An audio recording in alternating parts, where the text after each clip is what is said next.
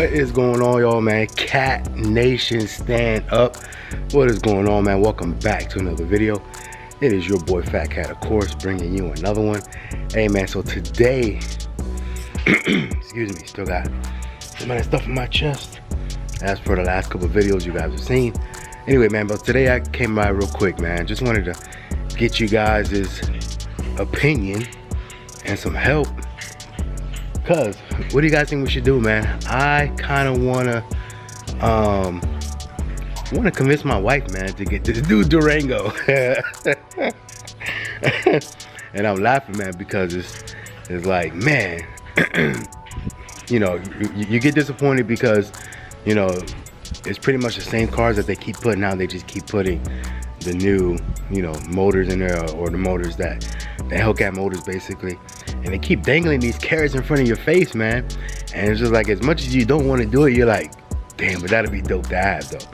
So I wanna see if I could convince my wife to get this new damn Durango Hellcat, man. I mean, hard, you guys can see, man. You got the our Explorer back there. It's actually a really good car, man. It's Ford Explorer. We got a Ford Explorer Sport. If you guys don't see, by the way, there goes Christine right there, hanging out. But we got the Ford Explorer Sport. It's been a good car. We got it at the end of 2000, at the very end of 2016, as a holdover, basically. Got a great deal on it, and it's been a good car, man. But in those going on 4 years now that we've had this car, I mean, right now the car currently has 91,000 miles and change, like 91,100 miles, something like that. I mean, we've been driving a lot. Kind of slowed down a little bit with this whole COVID and everything else, but I predict that things are going to be picking back up here soon, as far as, you know, driving around kids and sports and everything else. But with that being said, though, man, it's been a good car. We really haven't had any issues with it. I think we only had one issue with it, and we took it back for warranty. I can't remember exactly what it was, but we took it back under warranty, and you know, it's been good. So can't complain about the car, man. It's been a good car. But like I said, it's just time for something else. And if you guys know, if you guys have been watching my channel for a while, you guys know that my wife is not really into the Durangos, man. She does not like them at all. She does not like the interior at all, like whatsoever. But she's more into like the like Range Rovers, G-Wagons, even the Teslas, the Model X's. She loves those. I won't say loves those, but she likes those. You know, and if she was to get like a Dodge product, she does like the Jeeps. I will give her that. She likes the Jeep Wranglers. She's always loved Jeep Wranglers. But yeah, man. So, but we still need something that still has like a third row, and you know, third row seating and things like that.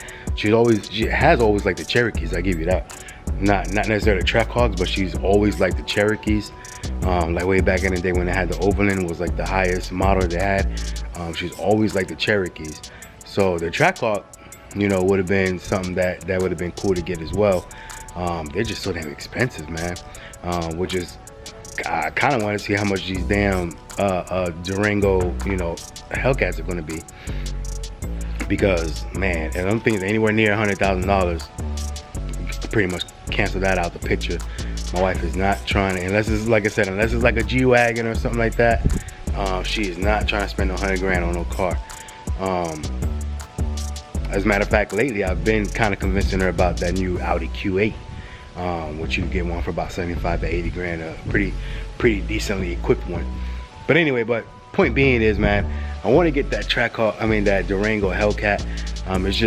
It's just something dope to have, you know what I'm saying? Third row seating, you know, SUV with over 707 horsepower. It's just not something that you see on a daily basis, man. And like I said, Dodge, man, they just keep dangling these carrots in front of your face.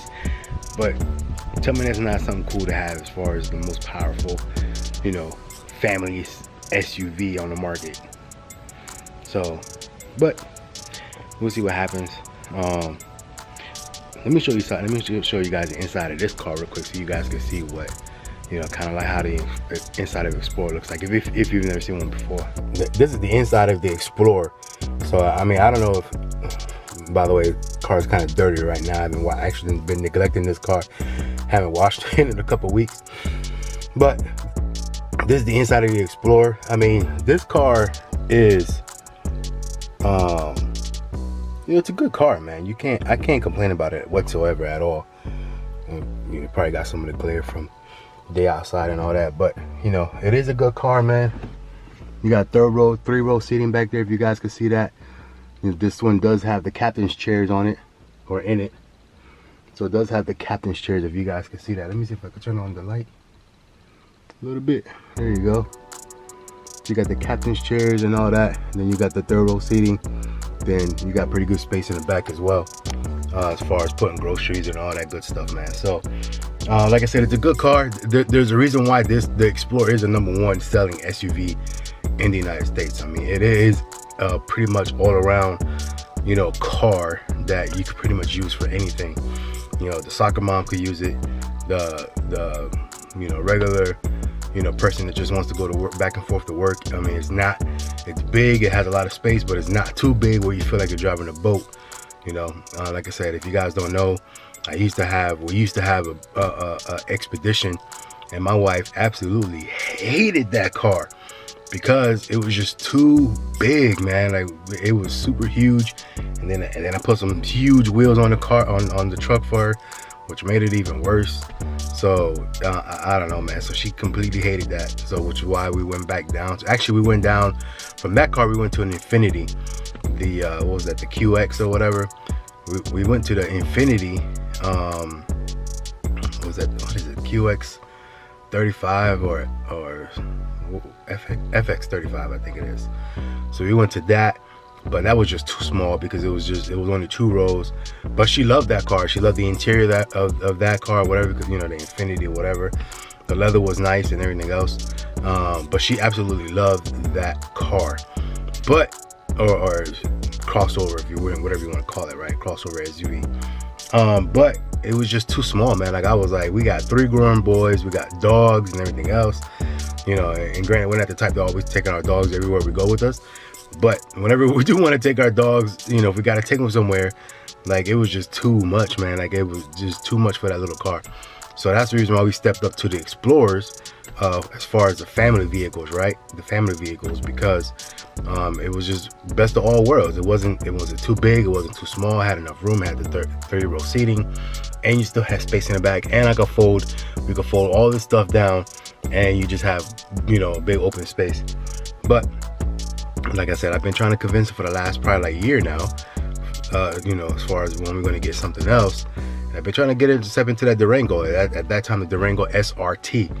And like I said, she just cannot stand the interior. Now, the interior they did, they started, from what I've seen on the pictures, hopefully I could take her, either I show her some videos, or we can actually go to the dealership when they start hitting the dealerships, and she can see the interior of the Durango. From what it looks like to me, it looks like they have finally started to at least change it up a little bit, where it now looks more like the Cherokee interior.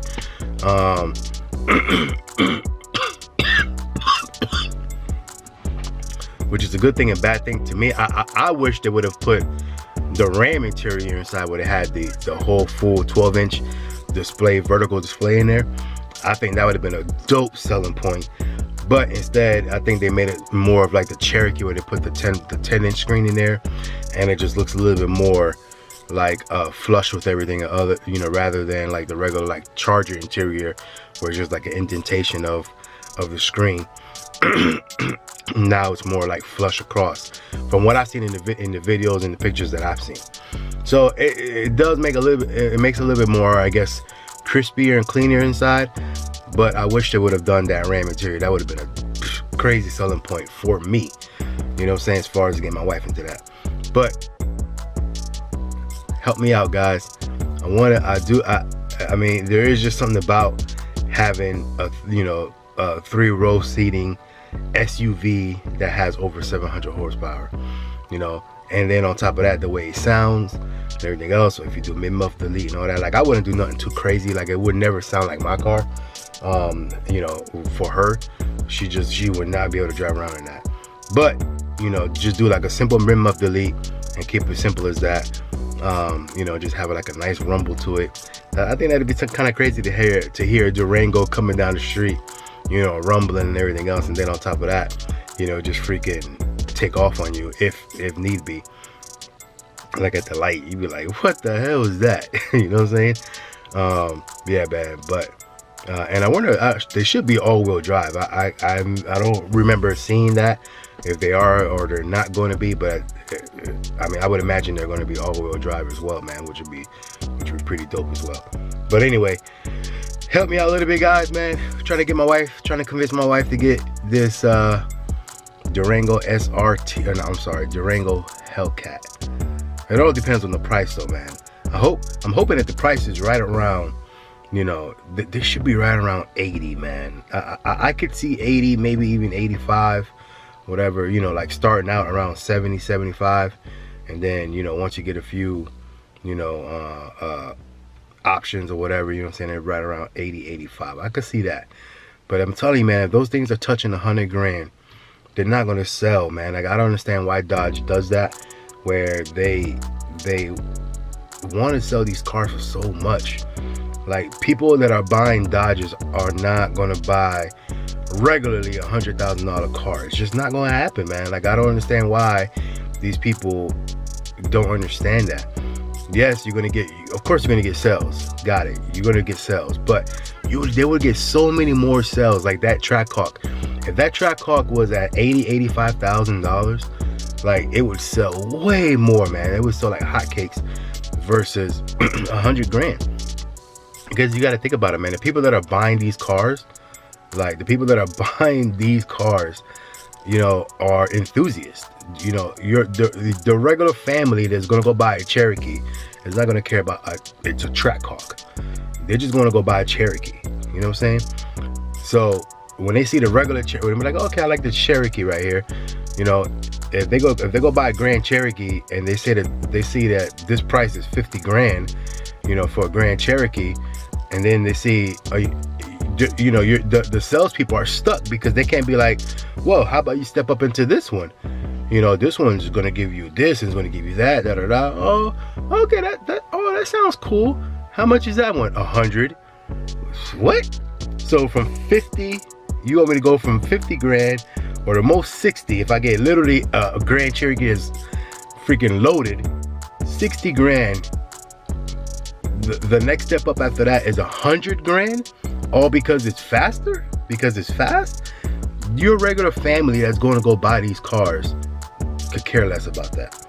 You know, oh, okay, this one sounds good. This 390 horsepower is okay for me. You know what I'm saying? Or whatever it is that the Grand Cherokee has. I'm just throwing out a random number. But whatever, you know what I'm saying? Like, at the end of the day, like, they don't care. The regular family that's buying that Durango, right? Even if they're buying, I mean, you don't even see that many SRTs out on the road because people are not buying a $70,000 Durango. You know what I'm saying? It's just not happening. So at the end of the day, when you go and a regular family goes to the lot to Dodge and say, oh, we like Durangos, and they look at the Durango whatever RT and they say, oh, that's kind of sporty and this and that, whatever, right? And you know, the husband's trying to convince the wife and everything else, like, oh babe, we should get this one because whatever, because obviously if you want to drive an SUV, you don't, at least you want to make it, you want it somewhat type, you know, looking cool, right? So even if you get the RT or whatever, you'd be like, okay, well, this RT is 40 grand, you know, oh, we should get let's look at the SRT, babe. How much is that? You know, 60. They're like, you know, most of them are gonna be like, I don't need to spend 60 grand on an SUV. For what? Just because it has, you know, because it has some wheels and it has, you know, a little bit of styling packages and this and that. They could care less about the motor. So at the end of the day, like, who are you going to sell a Durango Hellcat to that's 100 grand? Like, it's just not going to happen. You know what I'm saying? So hopefully Dodge, you know, actually price it, you know, they price their cars accordingly, and we can, you know, more and more people can actually like have that happy medium, right? Because, you know, I mean, let's just be honest, man. You know, I mean, there's some women out there that do care about that as far as performance and things like that, but for the most part, they don't. So we need to find like that happy medium between a husband, right, or a male, right, that's trying to convince their spouse, you know, to say, hey, we should buy this one versus that one. There needs to be a happy medium. And like I said, that price point, the only way we can sell that price point as far as the performance and everything else is if, you know, it makes sense for a family, basically, you know what I'm saying? And for the most part, those people that can afford $100,000 car, like families or whatever, that could go afford, you know, a wife that could be like, okay, fine, let's buy a $100,000 vehicle. They're not gonna want a Dodge, bro. They're gonna want like a Mercedes, a Range Rover, you know what I'm saying, something like that, you know. Even those Audis, like, you know, for most part, like, I mean, Audi just sounds better than Dodge, period. You know what I'm saying? Like, as far as 100 grand. So like most of these people, like I said, most of these women and things like that or whatever, that are like, oh, okay, let's go buy a $100,000 SUV. Dodge is the furthest thing on their mind, period. Dodge and Jeep and all that is the furthest thing on their mind. So like I said, that 100 grand price tag would be more for like a Mercedes, a BMW, right? The X5s or the X7s or things like that. You know, the Audis, the Range Rovers, the G-Wagons or whatever, and things like that, man. So we gotta find a happy medium, Dodge. Let's go. Anyway, other than that, man, that's it. Enough talking. Like, comment, subscribe, hit the notification bell, man. Hope you guys enjoyed this video, me just talking and rambling. And, you know, hopefully I could convince my wife to go ahead and get, you know, we could go ahead and start looking, and when those come out, and we can hopefully get into something else, man, because we need to get something else. This car is about to hit 100,000 miles, and we haven't had any issues with it at all. But I just know that's 100,000 miles, and I know, you know, right at 100,000 miles is pretty much time to start looking at getting something else, man. So hopefully I can convince my wife, and we can see what happens, man. Hopefully Dodgers, you know, doesn't screw me over with this price tag. So we'll see what happens. Anyway, again, that's it though. Like, comment, subscribe, hit the notification bell.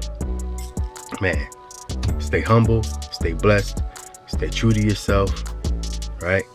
And always, like I always say, man, most important thing is to stay genuine, man, because anything else will be uncivilized. We'll see you on the next one. We out. Later.